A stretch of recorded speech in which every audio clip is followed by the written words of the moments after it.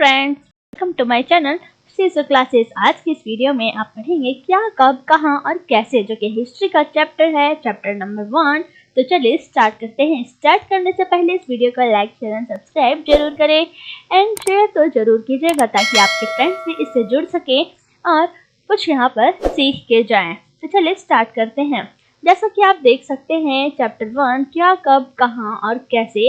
यहाँ पर एक रशीदा नाम की लड़की है। रशीदा घर बैठे अखबार पढ़ती है और अचानक उसकी नज़र एक लाइन पर पड़ती है जिसका जिसका नाम होता है 100 साल पहले। यानी वह सोचती है 100 साल पहले, तो वह सोचने लगती है कि 100 साल पहले ये लोग कैसे पता करते होंगे कि उन्होंने आज के लोग कैसे पता करते होंगे कि उन्होंने 100 साल पहले क्या किया, उन्हें कैसे पता चला, ये सारी चीज़ें। तो चलिए कैसे पता लगाएं, यहाँ पर पूछा है। जो हिस्ट्री में आप क्या पढ़ते हैं, हिस्ट्री बेसिकली है क्या, तो आपको जानना जरूरी है कि हिस्ट्री होता क्या है। तो मैं आपको बताऊं कि हिस्ट्री वही चीज़ें होती है जो आज से पहले बीती हुई चीज़ें हैं। अगर आप आने वाला कल देख रहे हैं तो आज आपके लिए अतीत है। यानी अगर आप आज का जीवन जीते हैं और कल आ जाता है तो कल में आपका अतीत आज है। इसी तरह यहाँ पर हम पढ़ने जा रहे हैं कैसे पता लगाएं कि इस समय आपने क्या किया था। तो इसमें यही पूछा गया है आप लोगों से एज एग्जाम्पल पूछा गया है कि आप बताओ कि आपने कल क्या खाया था, क्या रेडियो पे सुना था या टीवी पर क्या देखा या न्यूज़पेपर में क्या पढ़ा। तो इन सारी चीज़ों की तरह ही इससे ये भी पूछती है कि लोग ये कैसे पता लगाते होंगे कि हमने 100 साल पहले क्या किया। लेकिन यहाँ पर ये कहते हैं हमने क्या कल खाया, क्या पहना, क्या देखा, क्या बोला, क्या सुना, ये सारी चीज़ें तो हम किसी से पूछकर भी कर सकते हैं। लेकिन यहाँ पर बात ये की गई है कि अगर इतनी लंबी अवधि बताई गई है, सालों साल की बात की गई है, तो ये कैसे पता लगाया जाए। लेकिन बहुत पहले क्या हुआ था ये कैसे जाना जा सकता है।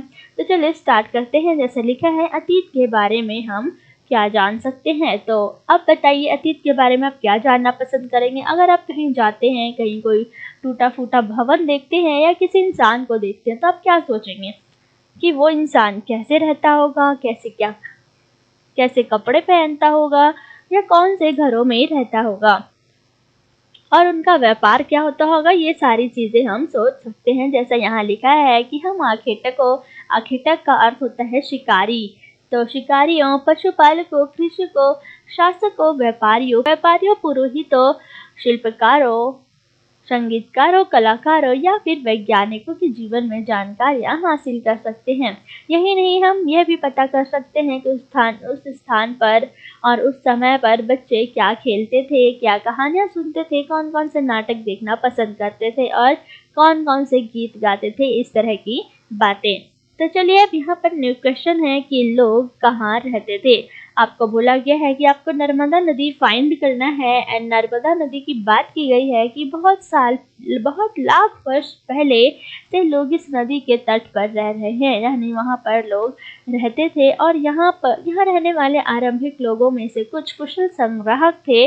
संग्राहक का अर्थ है वे लोग जो भोजन इकट्ठा करते थे या भोजन के लिए कुछ चीजें इकट्ठा करते थे, उन्हें संग्राहक कहते थे। जो आसपास के जंगलों की विशाल संपदा से परिचित थे। यानी विशाल संपदा का अर्थ है कि वहाँ अगर वे जंगल में रहते हैं तो विशाल जंगल में जितनी भी संपत्ति है उन सारी चीज़ों के बारे में जानकारी होना कि लकड़ियाँ कहाँ है, कौन से पेड़ कहाँ है, कौन से फल कहाँ मिल सकते हैं, ये सारी चीज़ें।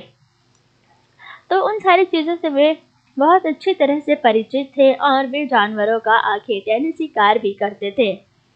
अब बोला गया है कि आपको उत्तर में सुलेमान और पश्चिम में किसधर पहाड़ियों का पता लगाना है। और इसी तरह कुछ ऐसे स्थान हैं जहां लगभग 8000 वर्ष पूर्व स्त्री पुरुषों ने सबसे पहले गेहूं तथा जौ जैसी फसलों को उपजाना प्रारंभ किया। तो ये एक नंबर के क्वेश्चन में आ सकता है कि सबसे पहले उगने वाले फसल कौन से थे। तो गेहूं और जौ की फसलें सबसे पहले उपजाए गए। उन्होंने भेड़, बकरी और गाय, बैल जैसे पशुओं को पालतू बनाना भी शुरू किया। ये लोग गांव में रहते थे और उत्तर पूर्व में गारो तथा मध्य में विंध्य पहाड़ियों की बात की गई है। जैसा कि आप देख सकते हैं यहाँ पर इन्होंने बताया है कि यहाँ कृषि का विकास हुआ और सबसे पहले चावल उपजाया गया। और ये जो पहाड़ी है ये स्थान विंध्य के उत्तर में स्थित है। जैसे कि आप देख सकते हैं ये है किरथर, यहाँ पर है सुलेमान की पहाड़ियाँ। अब बात की गई है सिंधु नदी और इसकी सहायक नदियों का पता लगा। सहायक नदियों हम उन्हें कहते हैं जो बहुत सारी नदियों से मिलकर बड़ी होती बहुत सारी नदियों से मिलकर बनती हैं। जैसे कि आप देख सकते हैं सहायक नदियों ने कहा जाता है जो एक बड़ी नदी में मिल जाती है और लगभग 4700 वर्ष पूर्व इन्हीं नदियों के किनारे कुछ आरंभिक नगर फले फूले और गंगा व इसकी सहायक नदियों के किनारे तथा समुद्र तटवर्ती इलाकों में नगरों का विकास हुआ और 2500 वर्ष पूर्व पहले यानी हुआ था। अब आपको पता लगाना है गंगा और इसकी सहायक नदी। जैसे सोन का पता लगा तो गंगा और उसकी सहायक नदियाँ बहुत सारी हैं, जैसे सोन, ब्यास, रावी, सतलुज, ये सारे।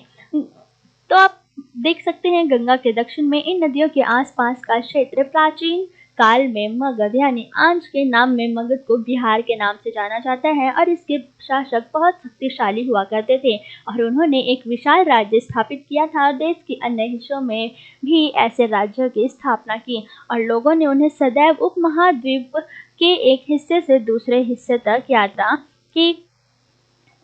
वहाँ पर कभी कभी हिमालय जैसे ऊंचे पर्वतों, पहाड़ियों, रेगिस्तानों, नदियों तथा समुद्रों के कारण यात्रा जोखिम भरी होती थी। फिर भी ये यात्रा उनके लिए असंभव नहीं था। अंततः कभी कभी लोग काम की तलाश में, कभी प्राकृतिक आपदाओं के कारण एक स्थान से दूसरे स्थान जाया करते थे और कभी कभी सेनाएं दूसरे क्षेत्रों पर विजय हासिल करने के लिए जाती थी। इसके अलावा जो व्यापारी थे वे काफिले में भी तो कभी जहाजों में अपने साथ मूल्यवान वस्तुएं लेकर एक स्थान से दूसरे स्थान जाया करते थे और धार्मिक गुरु लोगों को शिक्षा और सलाह देते हुए एक गांव से दूसरे गांव तथा एक कस्बे से दूसरे कस्बे जाना उनका काम हुआ करता था। और कुछ लोग जो नए तथा रोचक स्थानों को खोजने की चाह में उत्सुकतावश भी यात्रा किया करते थे। इन सभी यात्राओं से लोगों को एक दूसरे के विचारों को जानने का अवसर मिला। तो यहाँ पर क्वेश्चन पूछा गया है कि आज लोग यात्राएं क्यों करते हैं। तो आपको यहाँ पर कंपेयर करना है कि जो पहले लोग यात्रा करते थे, जैसा कि इसने बताया कि ये उत्सुकतावश यानी किसी न किसी चीज़ों को जानने के लिए वहाँ जाया करते थे। तो पूछा है कि आज के लोग यात्रा क्यों करते हैं। तो आप बताइए कि आज आप अगर कहीं विजिट करने जाते हैं जैसे लाल किला, ताजमहल एक्सेट्रा, तो आप वहाँ क्यों जाते हैं। तो ये तो है क्वेश्चन जो आपसे पूछा गया है और पहले की चीज़ों के साथ कंपेयर करना है। तो चलिए स्टार्ट करते हैं। जैसे पहाड़ियाँ, पर्वत और समुद्र इस उपमहाद्वीप की प्राकृतिक सीमा का निर्माण करते हैं। हालांकि लोगों के लिए इन सीमाओं को पार करना आसान नहीं था। जिन्होंने ऐसा चाहा वे ऐसा कर सके। वे पर्वतों की ऊंचाइयों को छू सके तथा गहरे समुद्रों को पार कर सके। कहने का मतलब ये है कि इतनी सारी कठिनाइयां होने के बाद भी लोगों ने यात्राएं करना नहीं छोड़ा। उन्होंने किसी भी तरह से उन सारी चीज़ों का सामना किया और उन्हें पार किया और उपमहाद्वीप के बाहर से भी कुछ लोग यहाँ आए और यहीं बस गए।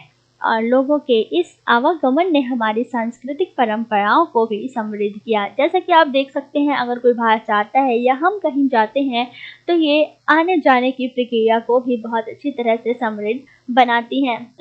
तो इसी तरह बात की गई है कि अगर हम यात्रा करते हैं तो हम क्यों करते हैं और हमें क्यों करना चाहिए। 100 वर्षों से लोग पत्थर को तराशने, संगीत रचने तथा यहाँ तक कि भोजन बनाने के लिए नए नए तरीकों के बारे में एक दूसरे के विचारों को अपनाते रहे हैं। यानी अगर आप कुछ सीखना चाहते हैं, सिखाना चाहते हैं तो आपको किसी न किसी की जो बातें हैं वो सुननी पड़ती है, समझनी पड़ती है, तभी आप कभी किसी से सीख पाते हैं। और यही एक अच्छा तरीका है। अगर आपको कुछ सीखना है तो आपको सामने वाले को सुनना बेहद जरूरी है। तो चलिए स्टार्ट करते हैं नेक्स्ट पैराग्राफ जिसका नाम है देश के नाम।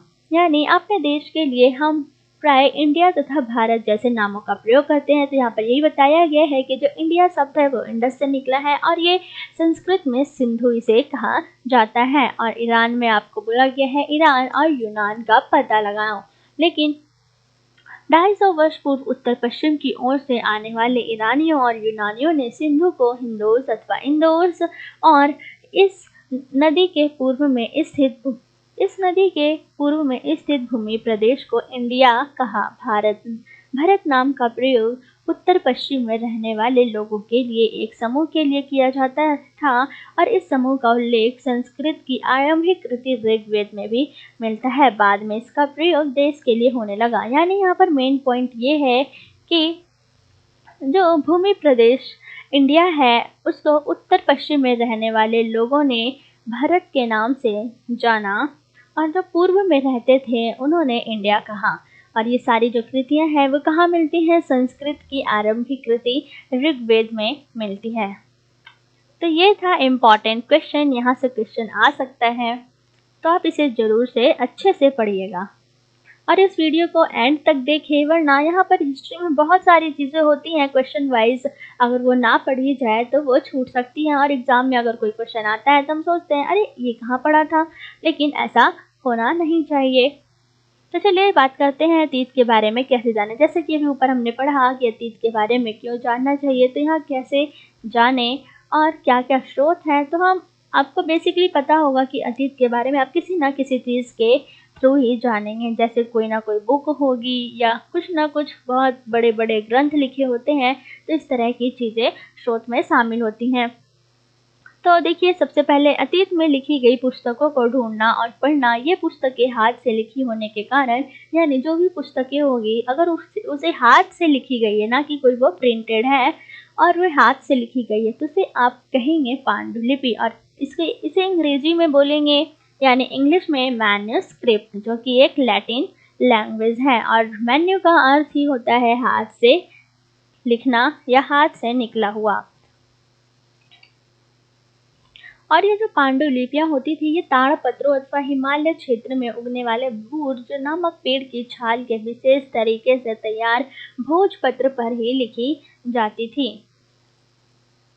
यहाँ पर एक भोजपत्र का एग्जाम्पल दिया गया है और इसी के बारे में बताया गया है यहाँ पर कि आप देख सकते हैं कि कैसे लोग भोजपत्र पर अपनी चीज़ें मैन्युस्क्रिप्ट लिखते थे, जिसे हम पांडुलिपि कहते हैं।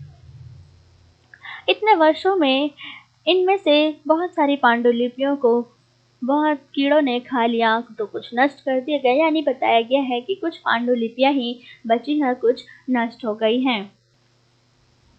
और कुछ पांडुलिपियां मंदिरों और विहारों में प्राप्त हुई और इन पुस्तकों में धार्मिक मान्यताओं व व्यवहारों, राजाओं के जीवन, औषधियों तथा विज्ञान आदि सभी प्रकार के विषयों की चर्चा मिलती है। और इनके अतिरिक्त हमारे यहाँ महाकाव्य, कविताएं तथा नाटक भी हैं। इनमें संस्कृत, ये सारी चीज़ें संस्कृत में लिखी हुई है। और जो भाषा थी जो आम लोगों द्वारा बोली जाती थी, वे प्राकृत भाषा थी, वे प्राकृत भाषा का प्रयोग करते थे। चलिए अब बात करते हैं अभिलेख। क्या आपको पता है अभिलेख किसे कहते हैं?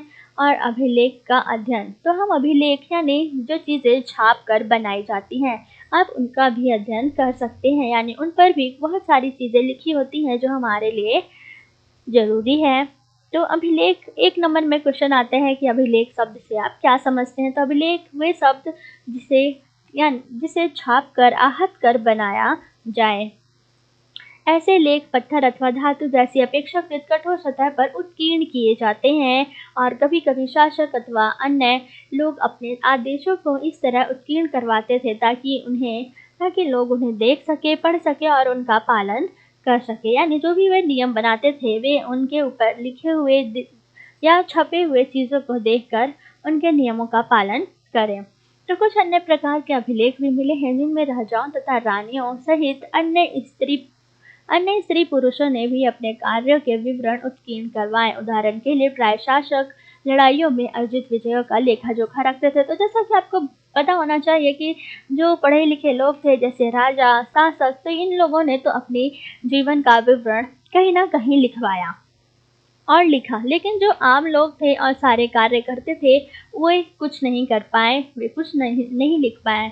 इसी के बारे में बताया गया है। और देखिए, आप यहाँ देखिएगा कि बहुत सारी चीज़ें जो अध्ययन के रूप में लाई गई, उनको क्या कहते थे, जो इन चीज़ों को ढूँढते थे उन्हें पुरातात्विद कहलाते थे। जैसे पुरातात्विद पत्थर और ईंटों से बनी इमारतों के अवशेषों, चित्रों तथा मूर्तियों का अध्ययन करते थे। वे औजारों, हथियारों, बर्तनों, आभूषणों और सिक्कों की प्राप्ति के लिए छानबीन की खुदाई भी किया करते थे। इनमें से कुछ वस्तुएं पत्थर, पक्की मिट्टी, कुछ धातु की बनी हो सकती है। ऐसे तत्व कठोर तथा जल्दी नष्ट न होने वाले होते हैं। पुरातत्व जानवरों, चिड़ियों तथा मछलियों की हड्डियां भी ढूंढते हैं। तो ये सारी खोज है जो इनके द्वारा की जाती है। अब आप पढ़ेंगे कि क्या यहाँ पे ये बहुधा कपड़ों के अवशेष मिलते हैं, यानी क्या उन्हें कपड़ों के अवशेष भी मिले हैं। तो जो पांडुलिपियों, अभिलेखों तथा पुरातत्व से ज्ञात जानकारियों के लिए इतिहासकार प्राय स्रोत शब्द का प्रयोग करते हैं। इतिहासकार उन्हें कहा जाता है जो अतीत का अध्ययन करते हैं। स्रोत के प्राप्त होते ही अतीत के बारे में पढ़ना बहुत रोचक हो जाता है। यानी अगर कोई चीज़ें ढूंढ के बिल्कुल पकी पकाई आपको मिल जाए तो वह बहुत ही अच्छा और मज़ेदार होता है।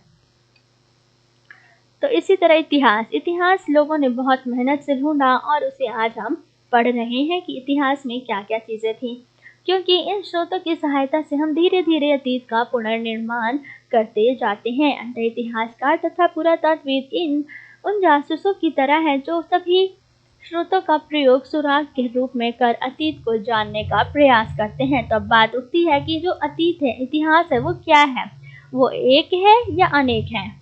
तो हम सभी को पता है कि अतीत कभी एक हो ही नहीं सकता। अतीत बहुत सारे हैं, बहुत सारी जगहों से इकट्ठा किए जाते हैं और बहुत सारी जगहों से हमें अतीत का पता चलता है।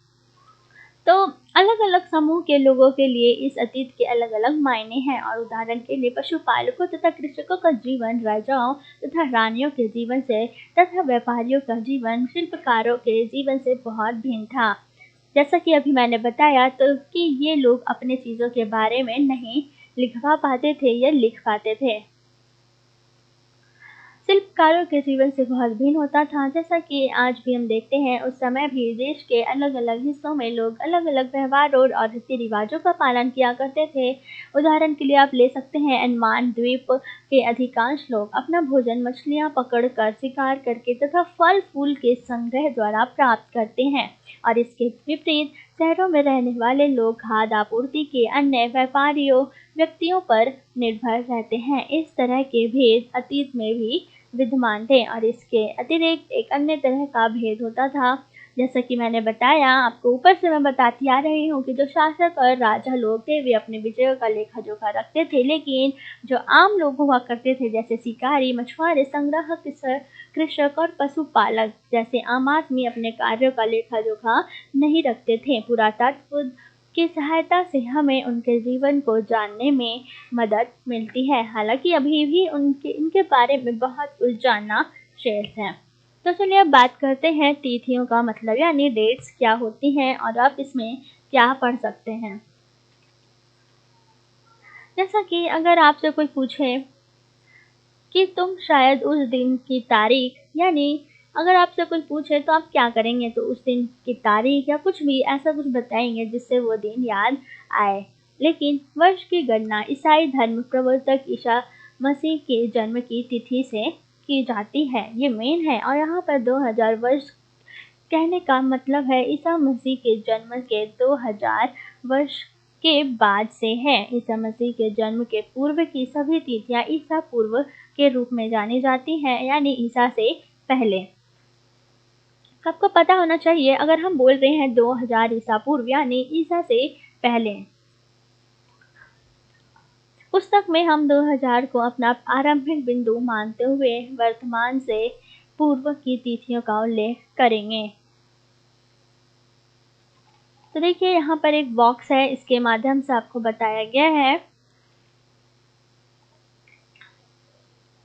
तो इंग्लिश में हम बीसी को कहते हैं बिफोर क्राइस्ट और एडी को कहते हैं एनो डोमिनी, जो एक लैटिन शब्द है और ये इसका मतलब है ईसा मसीह के जन्म के वर्ष से बताया गया है। अब बात करते हैं अन्य चीज़ों की, यानी जैसा कि आपने पढ़ा, जो अभिलेख होते हैं वे कठोर सतह पर उत्कीर्ण करवाए जाते हैं यानी छपवाए जाते हैं, और इनमें से अभिलेख बहुत सालों वर्ष पहले लिखे गए थे और सभी अभिलेखों में लिपियों और भाषाओं का प्रयोग हुआ है। समय के साथ साथ अभिलेखों में प्रयुक्त भाषाओं तथा लिपियों में बहुत बदलाव आ चुका है और विद्वान यह कैसे जान पाते हैं कि क्या लिखा जाए, इसका पता अज्ञात लिपि का अर्थ निकालने की एक प्रक्रिया द्वारा लगाया जा सकता है। इस प्रकार से अज्ञात लिपि को जानने की एक प्रसिद्ध कहानी उत्तरी अफ्रीका देश मिस्र से मिलती है। लगभग 5000 वर्ष पूर्व यहाँ राजा और रानी रहते थे। तो देखिए यहाँ पर अब कुछ साइन का पता लगाया जाता है कि कैसे पी का मतलब क्या होता है और टी का मतलब OLMIIS। तो इस तरह की चीज़ें से वे एक एक अक्षर को समझते थे, फिर उनका मतलब समझते थे कि इसका मतलब क्या हो सकता है। जैसे इन्होंने लिखा भी है कि मिस्र के उत्तरी तट पर रोसेटा नाम का एक कस्बा हुआ करता था और यहाँ से एक ऐसा उत्कीर्णित पत्थर मिला जिस पर एक ही लेख 3 भिन्न भाषाओं यानी अलग अलग भाषाओं तथा लिपियों यूनानी तथा मिस्री लिपि के 2 प्रकारों में है और कुछ विद्वान यूनानी भाषा पढ़ सकते थे। उन्होंने बताया कि यहाँ राजाओं तथा रानियों के नाम एक छोटे से फ्रेम में दिखाए गए हैं। इसे कारतूस कहा जाता है, जो फ्रेम है उसे कारतूस कहा जाता है। और इसके बाद विद्वानों ने यूनानी तथा मिस्री संकेतों को अगल बगल रखते हुए मिस्री अक्षरों की समानार्थक ध्वनियों की पहचान की। जैसा कि तुम देख सकते हो कि यहाँ एक एल अक्षर के लिए शेर, जैसा कि आप देख सकते हैं एल के लिए शेर, ए अक्षर के लिए चिड़िया के लिए चित्र बने हुए हैं। एक बार जब उन्हें यह जान लिया, उन्होंने ये जाना कि विभिन्न अक्षर किन के लिए प्रयुक्त हुए, तो उनके लिए आसानी हो गई अभिलेखों को पढ़ने में और उनका वे ट्रांसलेट भी कर सकें। तो ये था आपका चैप्टर। अब आपको नेक्स्ट चैप्टर के लिए अपडेटेड रहना है और इस वीडियो को लाइक करें, शेयर करें एंड सब्सक्राइब करें ताकि आपको नोटिफिकेशन के तौर पर आपके पास वीडियो पहुंच जाए। वीडियो के लिंक मिलते ही आप नेक्स्ट चैप्टर को भी देख सकते हैं। Thanks for watching this video and stay happy, stay connected and stay motivated. Thank you.